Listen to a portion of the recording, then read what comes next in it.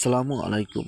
এখন আমি আপনাদের সাথে ভিডিওতে যে বিষয় নিয়ে আলোচনা করব সেই বিষয়টি হলো ল্যাম্পি স্কিন ডিজিজ রোগ নিয়ে বা ল্যাম্পি স্কিন ডিজিজ রোগে আক্রান্ত হলে আপনারা কী ট্রিটমেন্ট করবেন এই বিষয় নিয়েই এই ভিডিওতে আলোচনা করা হবে।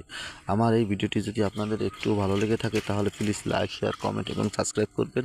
আপনাদের কোনো বিষয়ে যদি প্রশ্ন থাকে তাহলে আমাকে কমেন্ট করবেন, আমি পরবর্তী ভিডিওতে সে বিষয় উত্তর দিয়ে দেব।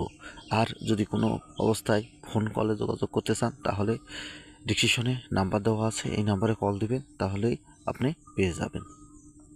ল্যাম্পি স্কিন ডিজিজ হলো একটি মারাত্মক রোগ। এই রোগটি সাধারণত মানুষ গ্রাম অঞ্চলে যে নামে সবচেয়ে পরিচিত সেটি হলো পক্স আতঙ্ক, কিন্তু আসলে পক্স আর ল্যাম্পি স্কিন ডিজিজ সম্পূর্ণ আলাদা। পক্স হয় গোটা গোটা বা হালকা জ্বর হয় 2 থেকে 3 দিন বা 7 দিনের মধ্যে ভালো হয়ে যায়।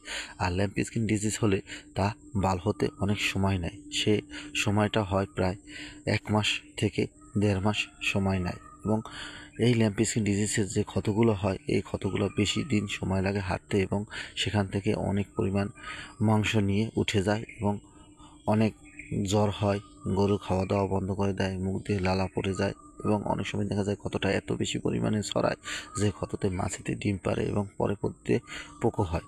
তাই আপনার ল্যাম্পি স্কিন ডিজিজ হলে রোগের চেয়েও যত্ন বেশি নিতে হবে, রোগের ঔষধের চেয়েও আপনার যত্ন বেশি নিতে হবে। গরু সবসময় মশারির মধ্যে আটকিয়ে রাখতে হবে এবং গরুকে সবসময় অতিরিক্ত ভিটামিনযুক্ত খাবার দিতে হবে। কেননা আপনার গরু যদি অপুষ্টিজনিত রোগে ভুগে তাহলে আপনার গরুটি আক্রান্ত দ্রুত করে, আর আপনার গরুটি যদি সবল থাকে, রোগ প্রতিরোধ ক্ষমতা থাকে, তাহলে আপনার গরুটি দ্রুত ভালো হবে। আর আপনার গরুটি যদি সবল না থাকে, রোগাক্রান্ত থাকে, তাহলে আপনার অতিরিক্ত সময় নেবে।